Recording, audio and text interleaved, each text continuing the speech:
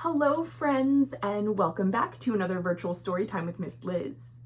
Today we're reading a book on a very important topic, consent. Now, it is true that you and I and every single person are the boss of our own bodies. We are the ones who get to decide what we want to do with our bodies. That might mean that we don't like to give or get certain types of affection like kisses or hugs or touches. So in the book today, we're going to read about a bird who definitely has to set some boundaries for the way that she gives and gets affection. This book is called Rissy No Kissies, and it's by Katey Howes and illustrated by Jess Engle. Let's see Rissy's story about consent. Rissy No Kissies by Katey Howes, illustrated by Jess Engle. "Oh, the nestlings are just darling," cooed Ms. Bluebird over tea. "I can see that they like tickles, they like treats, and they like me. Now, I wonder if this little one would kiss me on the cheek." "No kissies," Rissy chirruped with a most empathetic squeak. So you see what's happening here? Miss Bluebird asked if Rissy would kiss her on the cheek, and Rissy set a boundary. She said, "No kissies." She meant, "No thank you, I don't want to give kissies." And that is completely okay. Now, let's see if Miss Bluebird's gonna understand. "How surprising," squawked Miss Bluebird. Then she laughed as if amused. "We know lovebirds all love kisses. I think Rissy is confused."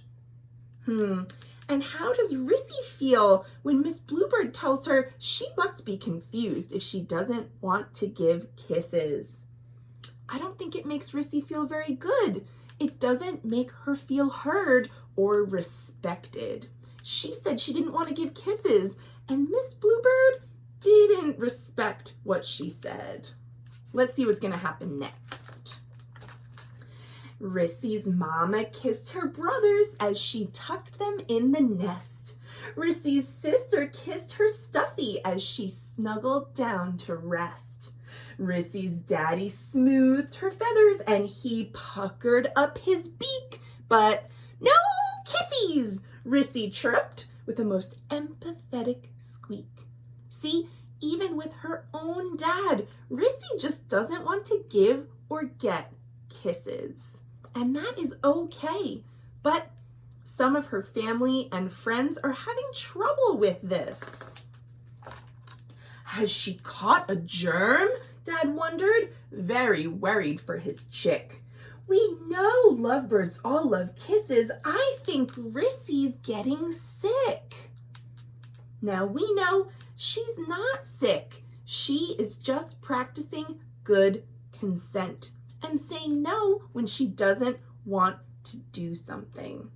Let's see if the others in her life are going to understand.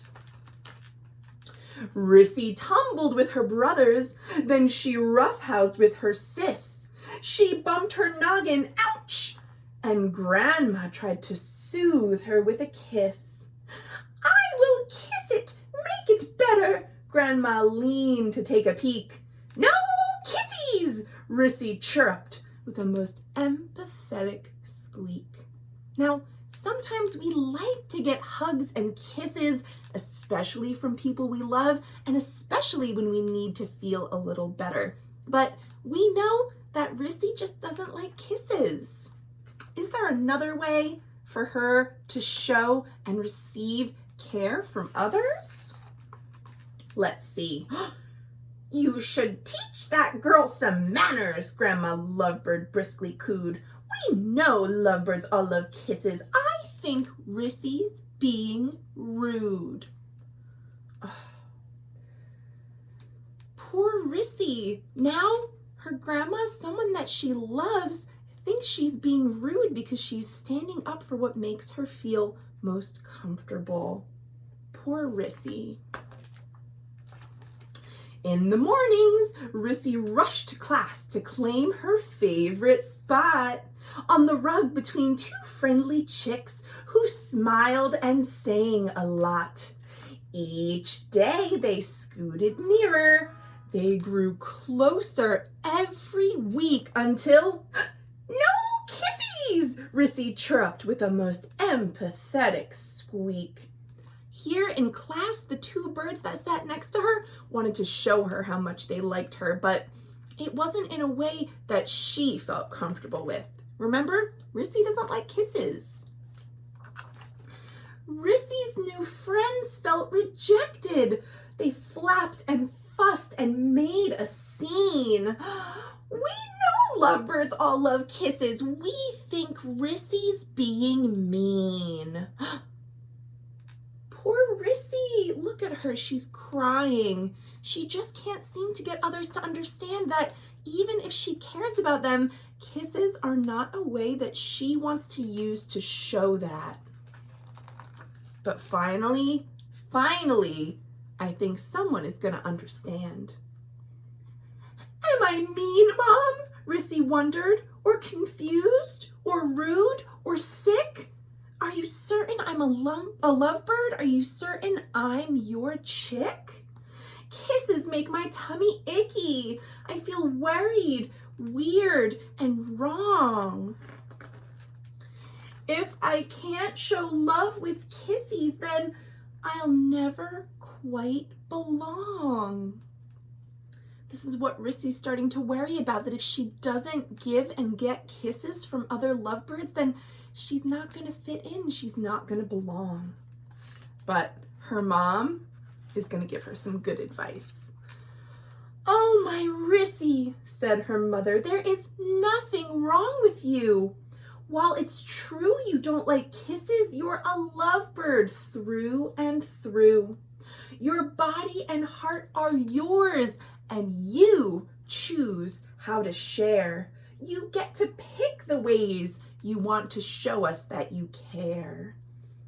Finally, Mama Lovebird with some good, empathetic advice, telling Rissy she's the boss of her body. She gets to decide how she gives and gets love. Reassured now, Rissy spoke up, for she had some things to say. Yes, I love you all, she chirruped, but I'll show it my own way. Some birds share their love with kissies, but they're not my favorite thing. I like singing songs together, sitting close and holding wings. I see love in cards and cookies, flying flips and sky-high hugs. And with no kisses to upset me, I feel safe and warm and snug.